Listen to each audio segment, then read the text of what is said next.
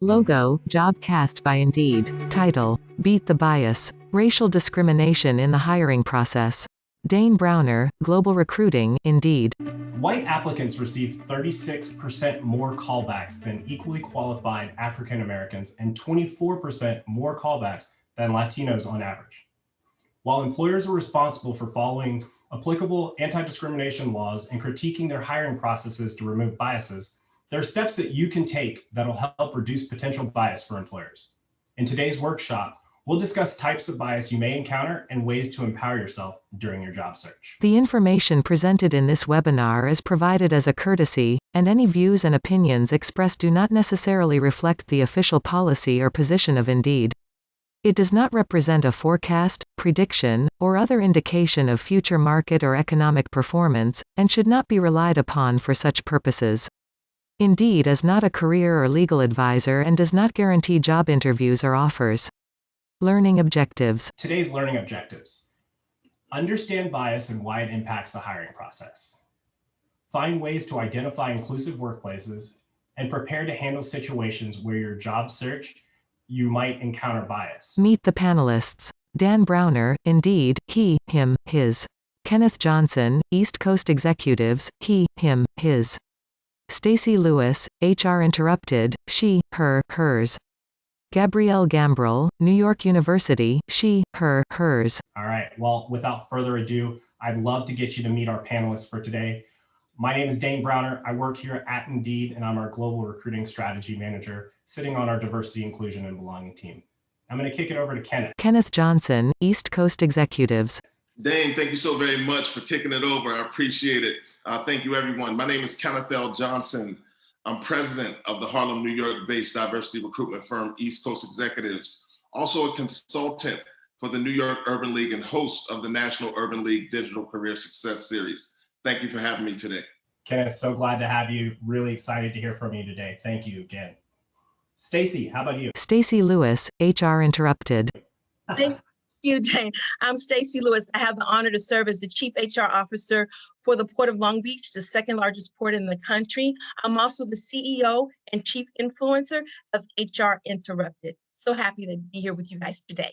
Stacey, thank you so much. Really glad to have you. And last but certainly not least, Gabrielle. Gabrielle Gambrell, New York University. Hi, everyone. Gabrielle Gambrell. I'm a marketing and communications consultant, and I'm also a graduate adjunct professor at NYU, where I teach courses in marketing and communications. I'm really excited to be with you guys today. Great afternoon in store. Thanks, Gabrielle. Thank you, panelists, so much for your time and your commitment today and the insights that you're going to share. Very excited to have all three of you on. How has race impacted your job search? According to a 2019 diversity and inclusion study by Indeed's sister company, Glassdoor, 42% of US job seekers reported having experienced or witnessed racism in the workplace. Stacey, I'm going to come to you first. Can you tell me about a time when maybe race impacted your hiring experience or something that you saw? Thank you, Dane. Absolutely. I've been in the HR game for about 35 years, and I've seen the highs and the lows, but specifically, me personally, a while ago, about 20 years ago, I interviewed for a position, and during the interview process, the hiring manager didn't even go to the first question because he had made a decision that I was not the candidate based solely on how I look. And I've never, ever forgotten that experience. That's why I'm so passionate in this space. Wow. Thank you for sharing that story. Kenneth, maybe you could add in there as well. Yeah, sure. I believe it definitely had an impact on my career. Initially, when I was after graduating college and seeking out opportunities, I really believed that race was taking place, or racism was taking place in some of the hiring decisions because I just couldn't find opportunities. But within that framework, I was able to kind of just persevere and really set out to have an impact in workplace diversity. And that's kind of brought me here today, where I assist companies that are interested and committed to adding diverse talent to the recruitment pipelines. Yeah, you've done some pretty amazing work. I can't wait to hear a little bit more about that as you go on, but thank you so much. Appreciate you sharing that. Gabrielle, anything that you could add in? Yes, absolutely. As I search for companies that I want to work for me, it is really important that I see individuals that look like me. Race has significantly impacted my job search. When I search for a company, I'm looking for other Black executives. What does the C-suite look like? Literally, the website of the company. Do I see myself reflected? And there's been many of times where I was really interested in a role in a company, but I did not see myself reflected, and that impacted me even continuing my search with them. Yeah, that's so true. And I appreciate you pointing out some of the things that you look for yourself in a job search. That's huge. And I'm sure we'll see some more on that later. Well, let's get started into some of our topics for today. What is bias and why does it impact hiring? Gabrielle, I'll give it to you. Thank you, Dane. So we're going to talk about several different types of bias, and I'm sure as we discuss them, you may be able to identify with some. So going to our first. Unconscious bias. Unconscious bias. This is really the popular bias that you hear about, where people will literally make assumptions about you unconsciously, not even knowing, not even acknowledging that they're being biased in any way. So for instance, based on your name, on a resume, based on your appearance, making judgments based on that, like, oh, you're African-American or you're Black. I know your culture. I know how you operate. I know how you bring yourself to work, your whole self to work. And so it's just unfair. And people may not even, the emphasis here is unconscious. You don't even know that you're doing it. You're making this bias, this judgment purely because of things that are wired or things that we've unfortunately learned. Systemic bias. Systemic bias, driven by how a process or institution was designed. So this may be, I'm a Harvard alum, and I want to hire other Harvard alums. When I look at applicants, I want to look at applicants from my alma mater. Please let me see Harvard alums. I'm really impressed with all the other alums I've seen.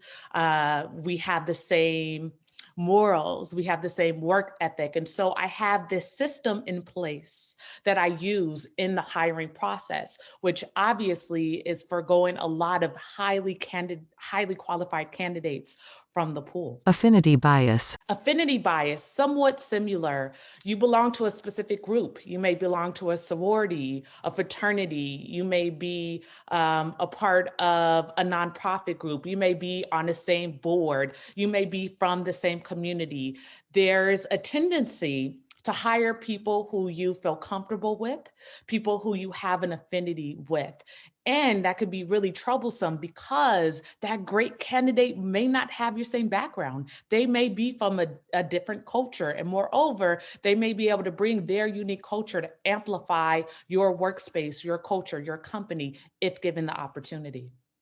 Conformity bias. Conformity bias, tendency to have to behave like those and want to be around the same type of people. So hiring people that agree with you. I recently was having a conversation with an executive recruiter for a leading company. And the executive recruiter said to me, what would you do if you're at the board table and everyone else agrees and you disagree?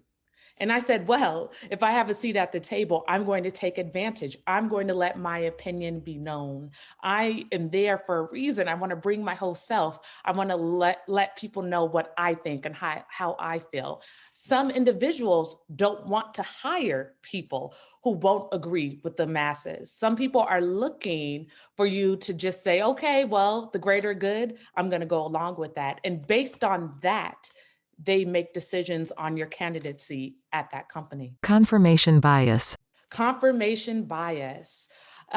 This is really unfortunate. It's somewhat what Stacey said, where people had already made a judgment about her abilities. People have already made a judgment about who you are. Perhaps it's your name.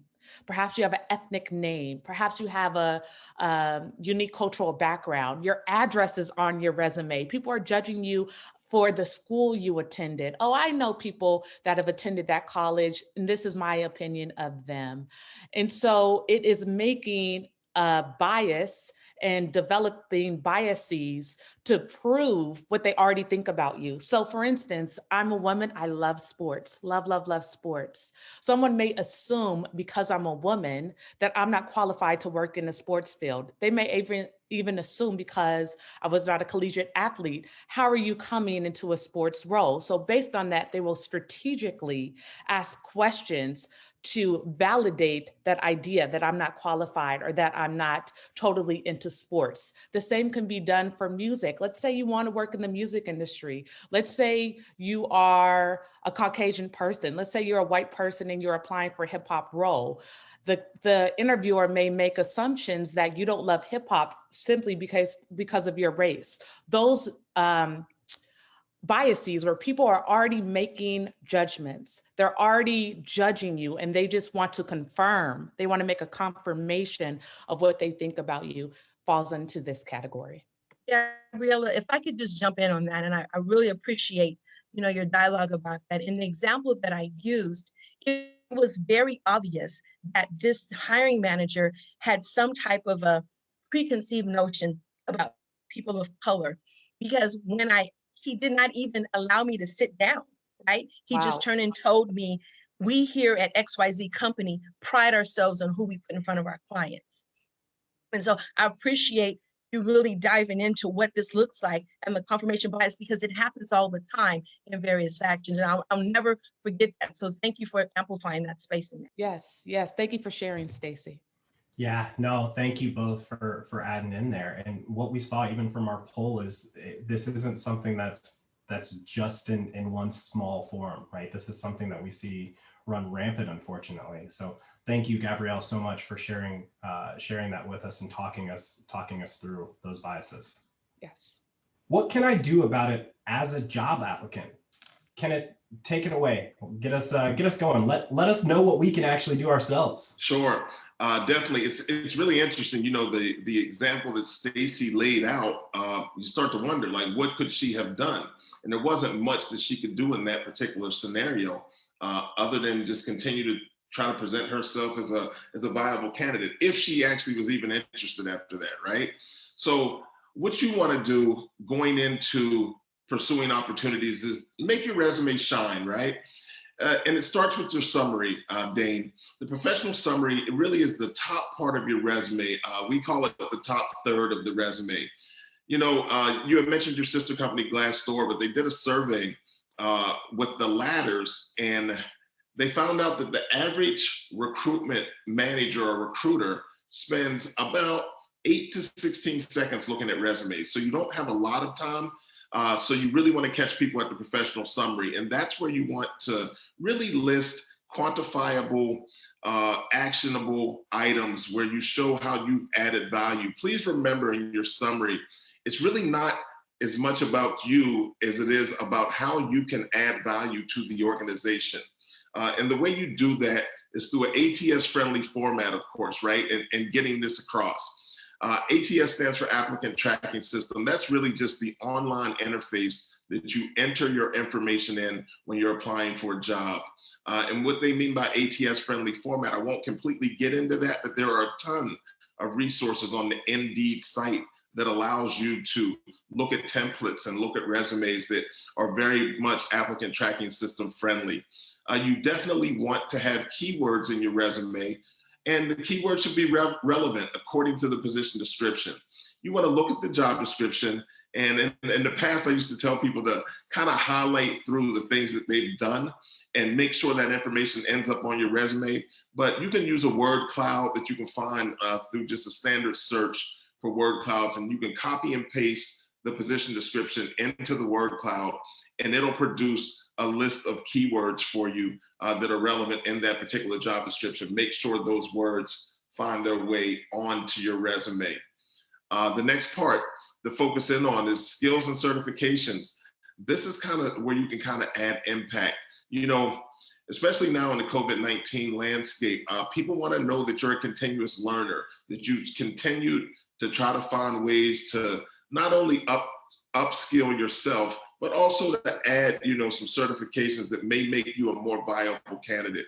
So look for some of the online certification programs and things of that nature. There's quite a few of them out here that will allow you to solidify your case as a viable candidate and maybe even kind of knock some of those biases out just by proving that you are the best candidate for the opportunity. And then community involvement has always been important, but really extremely important now is we kind of become more conscious of who we are and who we're bringing to work, right? Community involvement, social justice issues, these things can add value to your resume as companies tend to really connect some of their own organizational brands to the brands of their employees, right? So with that being said, I think community involvement and sharing that on your resume is a really important thing to do. Develop your network. You know what, let me get into developing your network. So you want to develop your network. You do that through professional associations. No matter what it is that you do professionally, I promise you there's an association of individuals that are doing the same work. And you can kind of connect in, even through LinkedIn groups and things of that nature, to kind of solidify yourself in your field and kind of communicate and be involved with subject matter experts. These come through all types of online communities, and I even mean your social communities. Ton of people providing great content through their social media feeds, and this content can be used as kind of a blueprint on how to network and connect, because your networking, the process to your networking is to seek referrals. As you go through some of these online communities and these professional associations, add value. Don't always ask for things. Also ask how you can support other individuals. And believe me, that will lead to sound and solid referrals to some other organizations. So what we're looking for is inclusive employers, right? As you're seeking out these referrals, you can find referrals from inclusive employers. Now, of course, you're going to ask, how can we find out how inclusive an actual organization is? Indeed.com/companies. And if you look at this, Indeed even offers an inclusive scale that they're rating companies on based on feedback they're receiving from the individuals that work with the organization. They're rating their own organization on how inclusive the environment is. You can look at company websites. Gabrielle had mentioned that she looks at the website and looks at the C-suite to see if there are individuals there that look like her. That's a great way to kind of look at a company internally, and also through their social media feeds. What are they posting about? What stories are they sharing? Companies understand now that their brand is really important and they need to share unique, diverse stories about not only their organization, but the employees that make that organization up.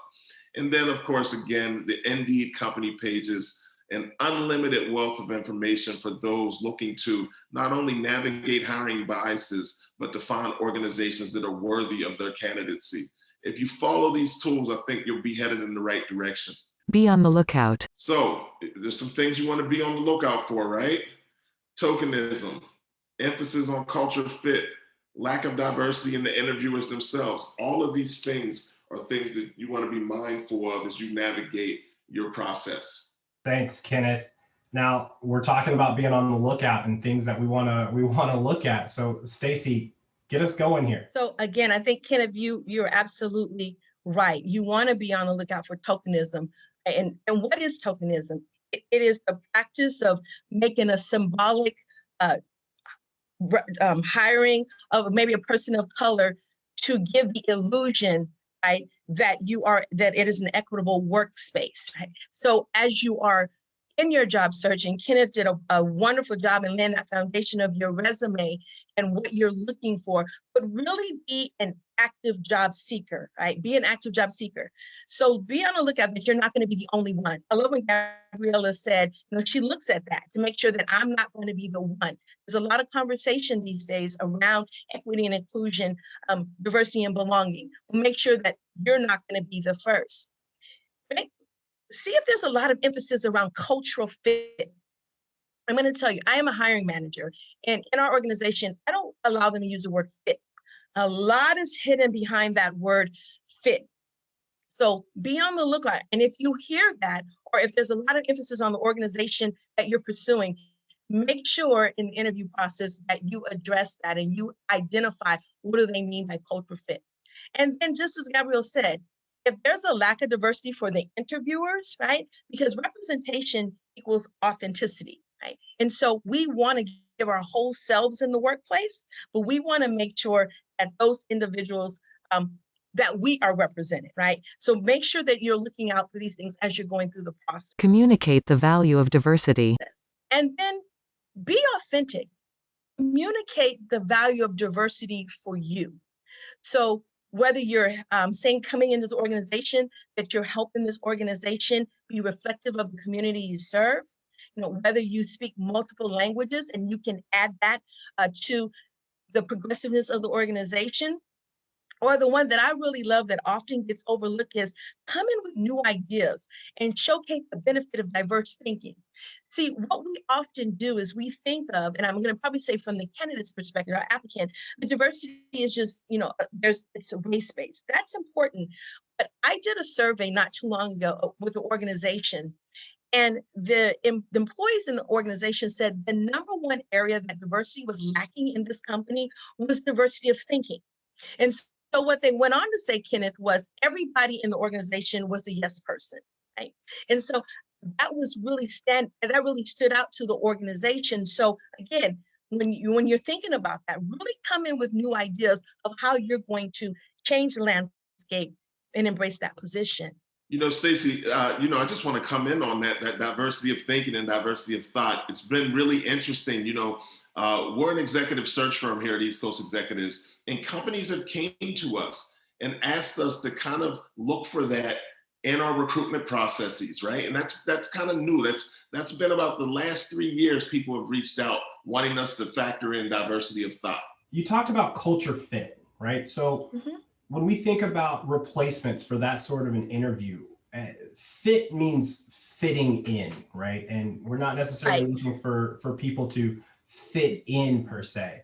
So can you expand on that a little bit to say more about what should we do? Is it maybe company values? Is that the interview that maybe we use to replace? Like, how does this person add value to the company, or what does that look like? Absolutely. Great question, Dane. What I'm looking for as a hiring manager, and what I would encourage everyone to say is, how did your personal and your professional background align with the mission, visions, and values of the organization? Again, we don't want to really talk about this, but fit is so broad. When you say a person does not fit, right? There's so much that can come behind that. But then when you ask, or applicant asks, or candidate asks, what was it? Let's say they're not hired, Dane. What was it about me personally and professional that did not align with the organization's mission and value? That now you have a lot of deeper digging that you have in deciding why this person may not be the candidate of choice. And so I really want to encourage the viewers today to be active participants in the hiring process. When you are interviewing, and I know we're going to go over some questions, it's not just the organization that's vetting you, and Kenneth did a wonderful job, but it's also, you're looking for the organization, they're looking to see if you're a person, but you're also seeing if that's where you want to be. And so it's really important that you're not passive in this process, especially with relates to your thoughts on diversity and inclusion. Yeah, no, I love that. And Gabrielle, maybe you can tie this back when we think about the biases that you brought up before. Well, especially looking at the university landscape as well. Can you maybe tie that all in for us? Yeah, I think that's something that candidates, and I know it's easier said than done. I think there's power that candidates have in that when there is these conversations of a cultural fit, or when there's conversations about diversity of thought and belonging, candidates should, in the same respect, say, is this the right place for me?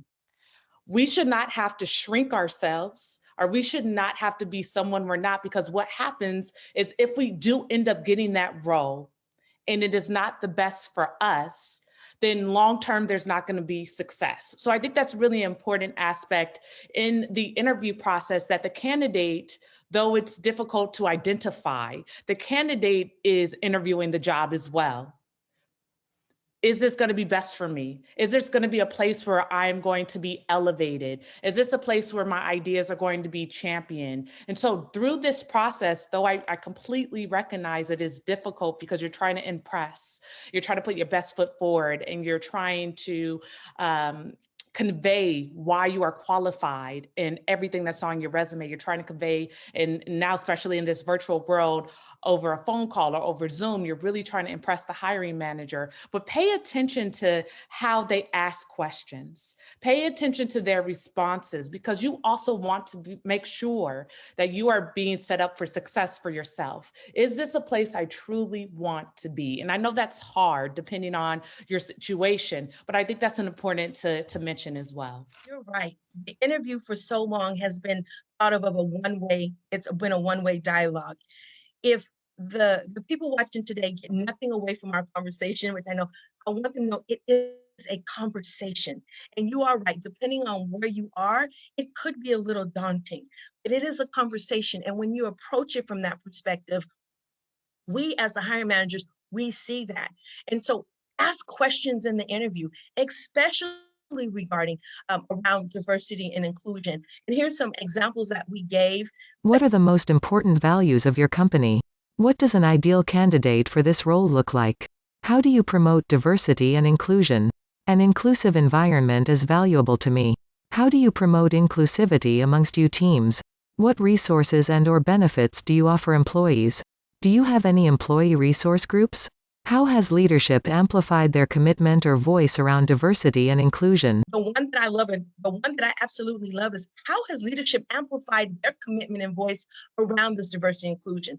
First of all, when you ask that question as an applicant, it demonstrates to me as a hiring manager that you know that this diversity and inclusion really starts from the top down.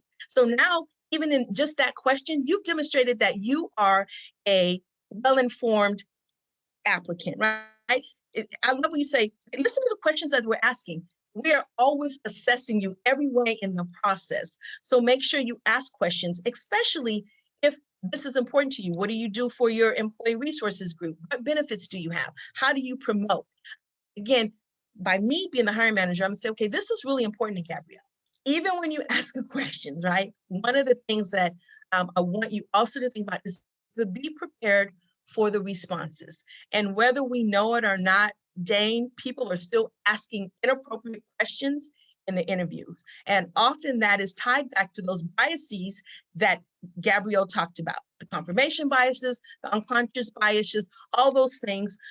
So how do you respond to that, right? Again, when you think of the interview as a conversation, you may not be caught off guard as much when you get the question, an inappropriate question.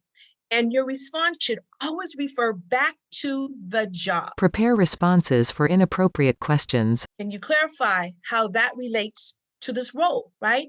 Or, and I love this response. One of the great things about my background is that I have a track record of successfully working with diverse groups. And I'm confident that I would succeed in this role because of my skills and experience. That in and of itself, again, will let us know that you are a well-informed candidate, right, for the role. Especially, and just real quick, especially if you're pursuing a leadership role, oftentimes you're going to have to work around these challenges. And so we want to know how you think on your feet. I'm not saying the questions are appropriate that they should ask, but your responses, when you bring it back to the workforce or bring it back to the job, then that demonstrates, right, your next level moving forward. So always be prepared. For sure, for sure. Now, Stacey, I'm going to ask you to think on your feet. When it comes to preparing for these inappropriate questions, would you say that we should role play, or what do you think that we should be doing to make sure that we're preparing for those ourselves? Is it role playing with a friend, or maybe give some tips for how you want our audience to prepare? Thank you, Dane. Well, the first thing I want you to do is when you are going into the interview, tell yourself it may happen. See, what happens is we're not prepared because we think, oh my gosh, this is the year 2021. No one asks inappropriate questions. And I'm sure Kenneth can give you quite a bit of examples of where people are answering questions. So be prepared. The next thing is you can role play with someone. Hey, if they ask this question, how should I respond?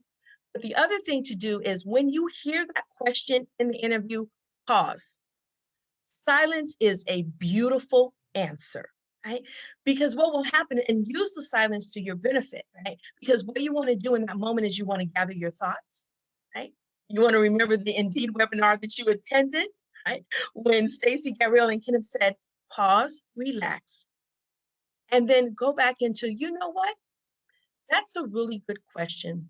Well, again, one of the great things, and actually you can say, and you can even, that's an interesting question. But one of the things I want to share with you, I love this, my background, I have a proven track record. Bring it back to the job that you're applying for. So the two biggest tips are come in being prepared that it may happen. And when you hear it, pause, gather your thoughts. Remember, you're in an interview and a conversation, right? And then respond accordingly. And then finally, make a decision if that's an organization that aligns with your personal and professional mission and vision. I'd prefer not to answer this as I don't believe this will impact my ability to excel in this position. Stacey, I want to come in because I love that answer. I think that's the exact right answer. Pause and then kind of refocus back in, right? And if you're using the foundation to your interviewing process, right? Say you're using the STAR technique, right? Stay focused on the situation, the task, the action, the result, right? Right. Stay in line with that line of answering and kind of move the interview forward.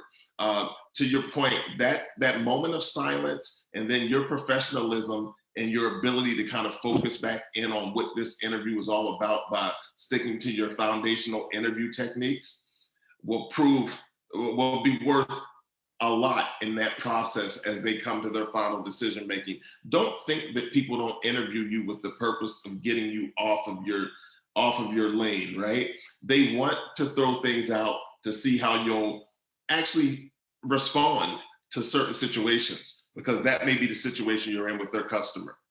I think that's fantastic, right? And I think that's a huge win that we can all think about throughout interview process, but especially with questions that may be inappropriate or ones that we weren't expecting. To pause, take the time to really reset, gather our thoughts, and maybe not just say the first thing that comes to mind. So I think that is terrific advice that we can definitely put into practice pretty quickly. So thank you. Let's recap. All right. Now we've gone through a lot in a real quick fashion here. So talking about understanding bias, right? We talked about a bunch of different types of bias and what they actually look like. Think about how we can actually mitigate that bias, right? We learned a lot about that today. Make your resume shine. Think about what you can do to really stand out. In the environment that we're in right now, maybe that's about developing your network, right? Working on those referrals like Kenneth talked about. We're looking for inclusive employers. Are we looking at the makeup of the companies in which we're looking to apply to and where we can actually push forward and we can make strides ourselves? Can we actually see ourselves there versus just searching for a job? Oftentimes if we take the time to prepare and understand the companies that we're going to, we wouldn't have to job hop, right? We wouldn't have to look at so many different opportunities if we do our homework on the front end. Be on the lookout for barriers to belonging.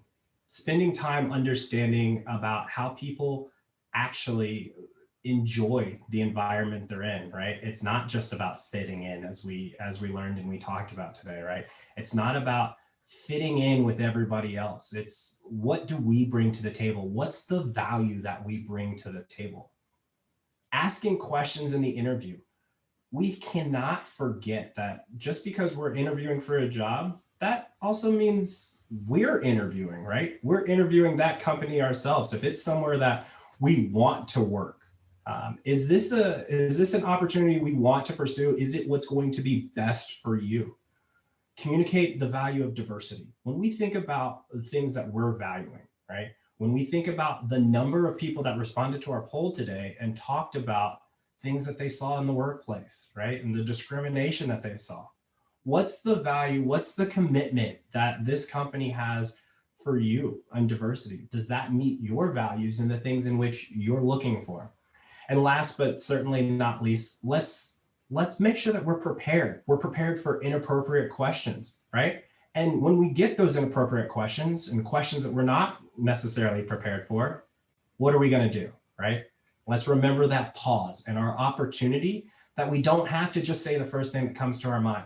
We can actually spend time and give a thoughtful response. And as someone, and as our panel of all of us will have been hiring managers, we want thoughtful answers, right? Take the time, and gathering your thoughts and really giving something meaningful is huge and very important. Time for Q&A. Stacey Lewis, HR Interrupted, hrinterrupted.com, Stacey at hrinterrupted.com. Kenneth Johnson, East Coast Executives, eastcoastexecutives.com, K. Johnson at eastcoastexecutives.com. Gabrielle Gambrell, New York University, giftofgabrielle.com, contact at giftofgabrielle.com. Thank you, panelists, for all the things that you were able to share today. We have a lot of questions that have been submitted. So, Gabrielle, I'm going to come to you. I'm going to come to you first with this question here about photos. Does having a photo on your LinkedIn, on your resume, does that open up discrimination, racism when on the job hunt? Is this something that we should do, or what are your thoughts there? Such a good question. Such a good question. You increase your chances. I just read this just this week. I believe you increase your chances of making a connection to a recruiter or a hiring manager by 35% if you have a photo. People want to see what you look like. I completely understand the concern on discrimination. Perhaps based on your photo, you may be able to see your religion. You may be judged based on your hair. Nonetheless, I absolutely recommend that you have a photo. Keep in mind, you want people to know what you look like because you want them to accept you. And if they don't, they're not the company for you. So a photo tremendously increases, a LinkedIn photo tremendously increases the chances that a recruiter or a hiring manager will reach out to you. Come in on this if you don't mind. So just alone, in the LinkedIn algorithm, if you're a recruiter and you're working with LinkedIn Recruiter, if you don't have a photo, your profile is not 100% complete. So you'll be rated as a lesser candidate just based on that alone, right? Now, I will say this. I know they asked about photos on resumes as well.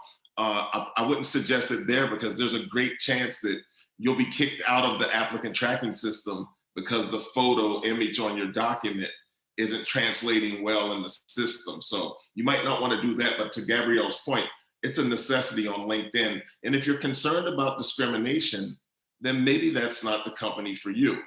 So those are the answers I have regarding photos. Yeah, and I want to add something to that. Thank you, Kenneth, so much. I will say that one of the first things you do, anyone does, is Google. When someone is impressed with your resume, they are going to put your name in Google. If you do not have a personal website, branding website, depending on your profession, you may not need it. The recruiter or the hiring manager is looking for additional validation. They're looking for additional info more than this piece of paper. It's great. Your resume sparked their interest. Your resume got them to the point that they said, I want to know more about this candidate. So that number one place traditionally that pops up in a Google search is your LinkedIn. I love that you both said it might not be the company for you, right? If they're willing to discriminate you based on that, then it might not be the place for you. I love that you both said that. And I also love the passion that you both said that, right? I think that goes back to what we talked about before when it comes to making sure that it's the company for you, right? That's how we find that sense of belonging and we really get something that matters to us and a company that we can get behind. So I love that. And thank you both for your answers there. Next question. Should people with African names use their middle name or a more quote unquote palatable nickname, maybe their initials on a resume or a job application for potential to be disqualified because of their name or stereotypes or anything of that nature? I'm going to make this really simple. Use your name. your parents spent a lot of time in giving you that name. Be proud of it, use it accordingly. I think the same applies. If someone's going to, I guess, not select you because of your name, then are they looking at your resume at all? Like, is that really where you want to be? So definitely use your name. And if I may jump on that, that's exactly what I was going to say. And then also, though, let me be clear, we also know that we've made progress, but progress still needs to be made. So what good hiring managers are doing, or is that we're redacting that information. I know that that's something that we're doing. That's why use your name, but have confidence in the company. I know in that work, we're redacting all demographic information. When I bring something to Gabrielle, I want her to look at the background, right? I want her to look at the background. She doesn't know where Stacey Lewis lives. She doesn't know my name.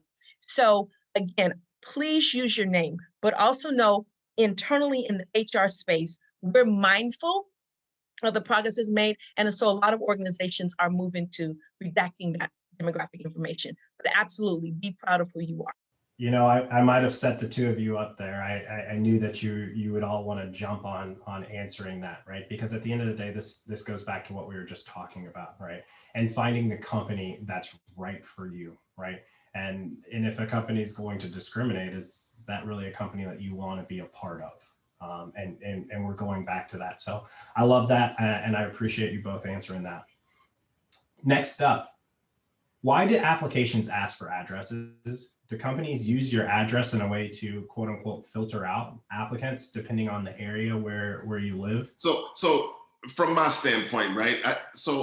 I have a third-party recruitment firm, and it's really kind of important for me to know that for some of my clients, they're only looking at local candidates. So I really kind of need to have an understanding. I don't need your street address, but it would be great to have the city and the state, right? So I think that's important information for us on our side of it. As far as what happens internally at an actual corporation, I'll defer to Stacey, because I think she's much more familiar with the inner workings. But for us, we just needed to make sure that you're in the locale that we're searching in. Kenneth, thank you. Kenneth is correct. But here's one thing I want to say, and I said this earlier. I've been in this game for 35 years. A lot of practices we've had, they've just carried over, right? When you originally did resumes, there was not the internet, there wasn't social media, there wasn't technology, right? So what I want to encourage is for where you live, destination, locality, that's important. But the most important thing is putting your best foot forward, right? And sometimes HR has not done a good enough job in putting candidates at ease. So we get an application and there's no address on there, we're going to move it forward. Again, I tell you, we're starting to redact that information, probably for what Gabriella wants to talk about, but we're trying to eliminate those barriers that have been there for a very long time with resumes and cover letters and all. We're trying to eliminate that barrier and really put candidates in a place to shine. And to just piggyback on that, so as a millennial who is all in favor of get the work done, right now, so many companies and so many corporations learned due to COVID that you don't have to be in the office. The traditional way of functioning, the traditional way of working, COVID kind of interrupted that. And we have seen that work is still getting done, progress is still being made. And in some aspects, individuals are more efficient because they may wake up a little bit earlier and they may work a little bit later. With that being said, depending on the role, the industry, the company, I recognize that your address may need to be there. For instance, originally from California, Stacey knows this, California, if you live an hour and away, if you head on 405, it may be a situation to eventually to be at work on time. So depending on the role, depending on the company, your address and proximity to that job may be important. However, if it is something like my industry, marketing, communications, you can be international. And so I work with individuals who are international. Some of my clients are international. We communicate based on time zones or what have you. Zoom, video, FaceTime has really transformed. So what I will say to that is, depending on industry, depending on the role and the type of job you're looking for, there's things I want to see on your resume. So if I'm hiring and a part of the job responsibilities is your social media, I want to see your social media. And if I don't see it, I'm not looking at your resume anymore, because you're applying for a job where you do social media. I want to see that you know how to operate social media. So it really depends on the role. Gabrielle, so I want to jump in, which is why I said we have to do a better job in educating applicants, because they're still, and I know Kenneth is probably doing it, there's just still this notion that you do your resume, it just kind of looks this way. But to your point, we want applicants to, what job are you going after? And tailor your resume appropriately. If you're going to social media, maybe not, but you should really highlight your social media platforms, et cetera. I really like that. And I'm really charging HR to really educate applicants on what they're looking for. I love that. I love that. I also think it's a note here that what we're talking about is social media accounts, right? So if you've never done it before, I highly suggest that you log out of everything and just see what you can Google search on yourself and what comes up, and understand that hiring managers are doing that as well. So take a look and make sure you're putting your best foot forward all the way around, because I promise you'll see nods from this panel about whether or not we've made decisions bringing in candidates when we've seen things on social media. So it definitely happens. I'm still scrolling through our questions here. We got a lot of questions continuing to come in. Thank you so much. Please continue to submit those. Our next question. Let's see who wants to talk about this one. Very, very interested in this one. Buzzword, code switching. To what extent should applicants be code switching during the interview process? Should applicants be code switching during the hiring process? First one to unmute, I will let you have at this one. I know code switching is a major buzzword these days. I'll just start. There it is. Thank you. So for those who may not be familiar with the term, I'll turn on my professor mode a little bit. Code switching is basically turning off and on, depending who you're talking to make sure they understand you. And there's not such a huge disconnect in terms of culture, if you will. So I do think that you always want to put your best foot forward. And I do think in the interview process, you want to take into consideration this word, the culture of the company you're applying to, and that should sort of somewhat dictate how you talk to that recruiter or that person. So for instance, if I am applying for a job in the music industry, let's say a coordinator or something like that, I want to show that I have a love for music. I want to show that I have a love for the arts. I want to show my interest. So I just think it really depends. However, you should always take into consideration the company that you are applying to based on your research, based on that. Like, it makes me think of, I had a mentee who is Black, African-American. He wore his hair in a really big afro. He's from the Bronx. He is brilliant. And he applied for finance and accounting jobs, and he was getting interviews. He never made it past the first interview. And I said to him, he called me and he said, Gabby, why am I not making it past the first interview? I have an MBA. I graduated with honors. I said, are you walking into Goldman Sachs in your big afro? He's like, yeah. I said, just braid it for me. Braid it. He's like, but I love my afro. I don't wear braids. I wear afro. I said, listen, I need you to know that you are walking to Goldman Sachs where there's perhaps not a lot of Black men there. And so perhaps it's kind of fills into that lane. I will say though, once he started braiding his hair, he got job leads and offers. So that's kind of an example of recognizing the culture that you're dealing with. Gabrielle, I'm going to jump in on a personal note, and I shared this with you guys earlier. Prior to me sitting in the C-suite, the director ahead of me said, you will not advance if you wear your hair natural or you wear your hair in braids, right? And I see potential, so you need to make a decision. And I have to say, Gabrielle, that was eye-opening to me, because I've always had, we're from California, the blunt cut, the nice press and curl. I mean, that's where I lived my life. And so, but when she said that to me, I was like, oh my gosh, why would she say that? But then I recognized the industry that I was in, right? A male-dominated goods movement industry, not a lot of people who look like me. And so what she was saying to me, and I got the lesson afterward, Kenneth, was you'll get to the chair, make some modifications, right, wrong, or indifferent, right? Make some modifications. And then when you get to the chair, drive the culture to be different. So that's why you're seeing me here today with my hair natural, because I guarantee you 10 years ago, I would have never done this. So to that point, you might have to make some pivots, be authentic.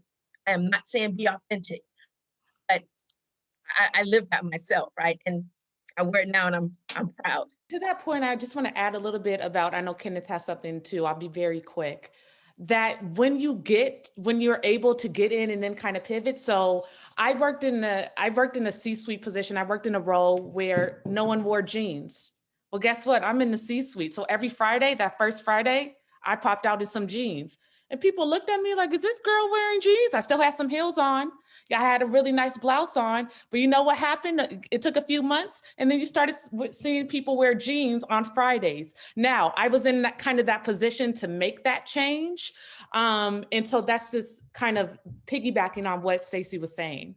Now, you led me right to where I wanted to go with that, because I think, so the importance of diversity and inclusion and belonging at an organization, especially with equity, with the equity lens to that, right? They both found themselves in C-suite opportunities where they were able to be impactful and kind of influence kind of what was happening culturally within an organization. So you got that piece. And then Gabby spoke about her mentee, right? So who's sponsoring some of the people and who's mentoring some of the people that maybe are diverse coming into organizations? And when you can have people like Gabby to kind of steer you through some of the code switching navigation, right? It was a simple thing, but wow, how impactful is that to get that feedback, make the change, and then see the results to that. So those are the things that allow us to have this type of conversation here openly about hiring biases, having people in the C-suite that can drive cultural change. So important. Cultural change. I love it. I love it. I love that term. And I love the fact that we're talking about it here, right? It's huge. Unfortunately, we're running a little low on time here, so I'm going to make this our last question. And Stacey, I'd like to come to you for an answer here. Would it be wise to decline or prefer not to say when it comes to demographic questions that a company may ask? Sometimes it feels like a trap, right? Sometimes it feels like maybe it's our own insecurities, or maybe it's just an opportunity for a company to discriminate. Talk to us a little bit about that, Stacey, kind of close us out here. Thank you, James. So typically, I even struggled that with myself when I was in the interview process and interviewing, and I'm in HR, because you do, especially if you come from an underrepresented group, you do think about, they're going to use this for, it says we're going to use it to track demographics or data or EEO compliance, but not really sure. Especially to Gabby's point, if you look at the website and nobody looks like you, right? That's the psyche. So what I'm going to say in this is do what you feel is right? We do track that data. We have a whole EEO process that we use here and we do track that data. But I don't want to say there's a right or wrong answer, because I can't tell a person that what they are maybe in the back of their mind feeling is not correct, especially, and again, I love when Gabby said this, when you're looking around the organization and you don't see representation that looks like you. So initially you will probably say, I don't know why they're asking that question.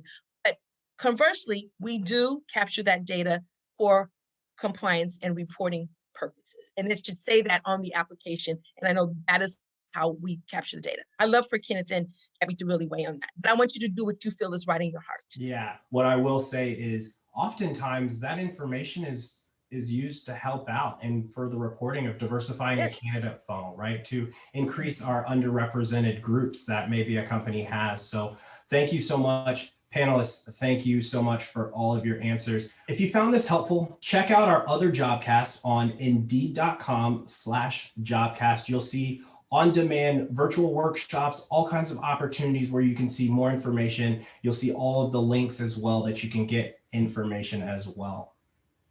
For the latest information on Indeed, please follow us on social media. Thank you again to all three of my panelists. It was so great to have you. I could probably spend another 3 days with you and still have more questions. Thank you so much. Thank you for sharing your personal stories as well. Thank you to all of our attendees and for your questions and just joining us today. Don't forget to like, subscribe, and comment below. Thanks for watching. Jobcast by Indeed.